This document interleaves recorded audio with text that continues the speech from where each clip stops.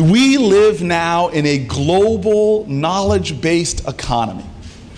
Put simply, the greatest natural resource any country has in a global, knowledge-based economy is not oil or gas. It's not cobalt or bauxite. The most valuable natural resource any nation has is the genius of their young people. That one idea can change the globe forever. One innovator can create economic opportunity for everyone. One great educator can liberate the thoughts and minds and imagination of thousands of students. This is the globe we live in now. And America cannot fall behind in cultivating that great natural resource. We just can't allow it to happen. This is not a choice. This is an imperative. It is the American imperative now.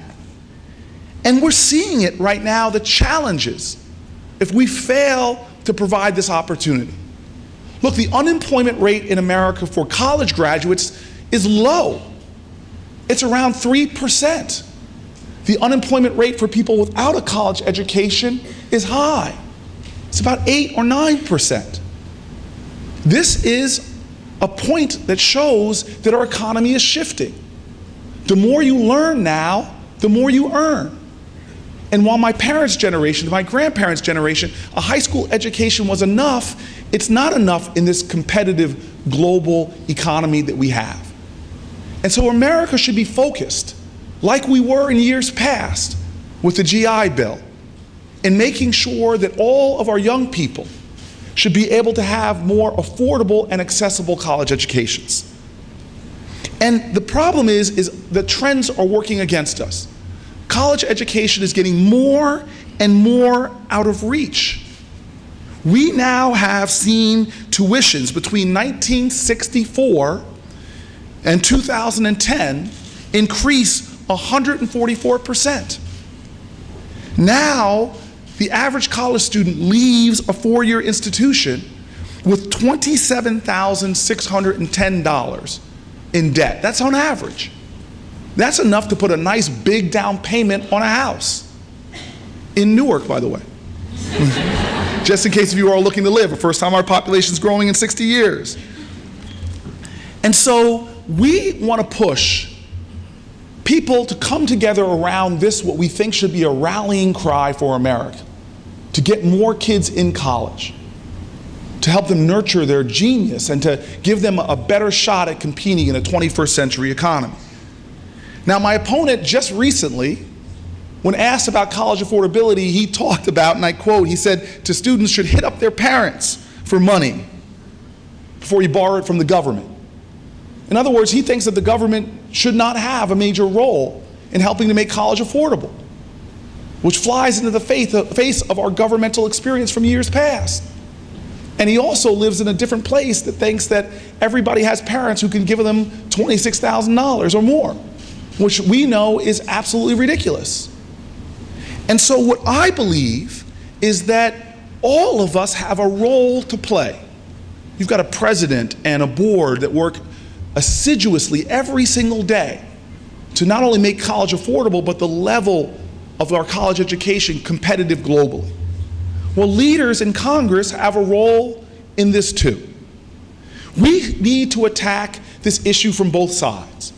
We need to make sure that we're doing more to help students bridge the gap of unaffordable college education and make it affordable, and we need to help colleges like this one keep their costs down.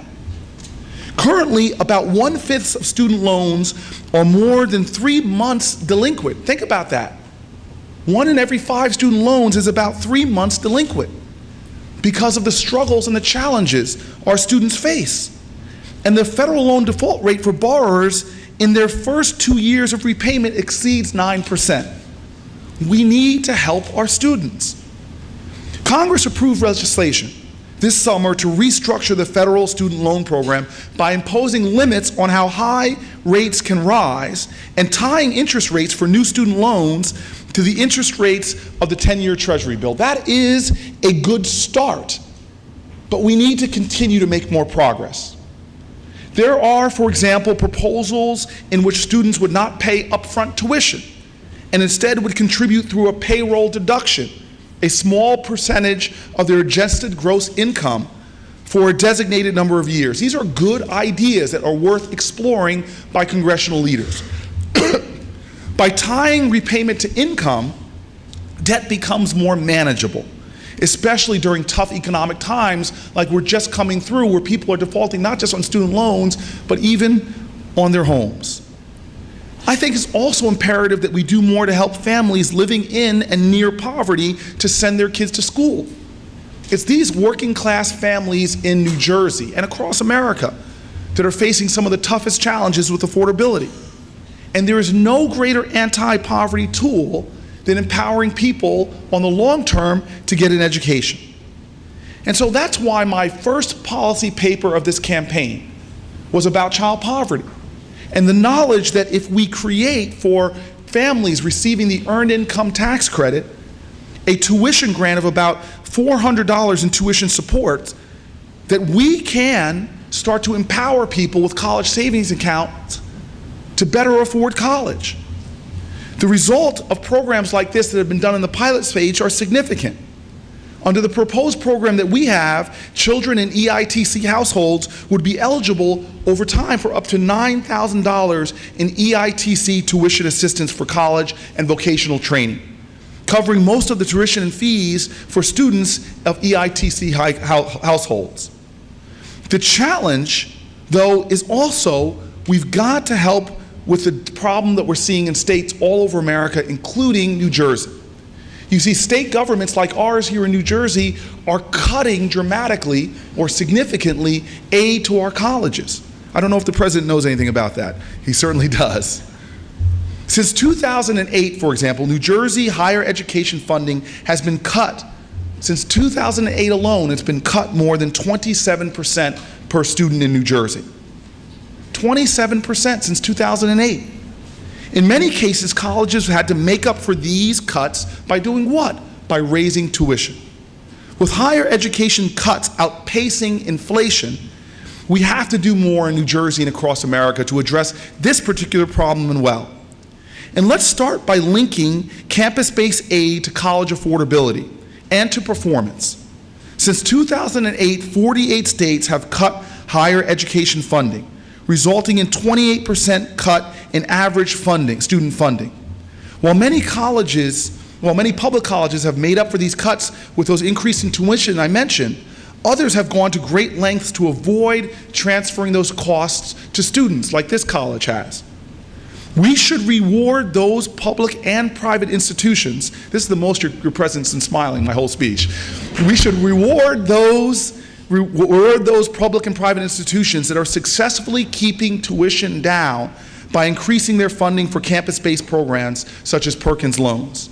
And at the same time, we should decrease funding for those programs at colleges that raise tuitions without providing students more value.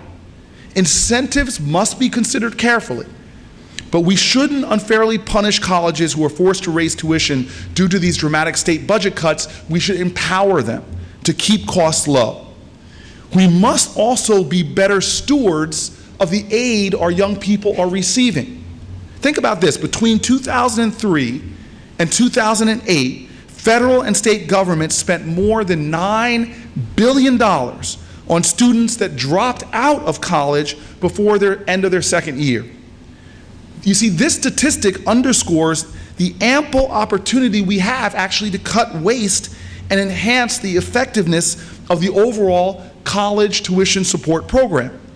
To minimize inefficient spending on Pell Grants, for example, we should disperse funding in a more graduated intervals rather than lump sums at the beginning of the semester. That lump sum payment goes in and the student drops out in a week or two. We've now wasted all of that Pell Grant funding. So as a result, if a student leaves during that mid-semester, no federal Pell Grant under this new idea would be dispersed, saving us significant money.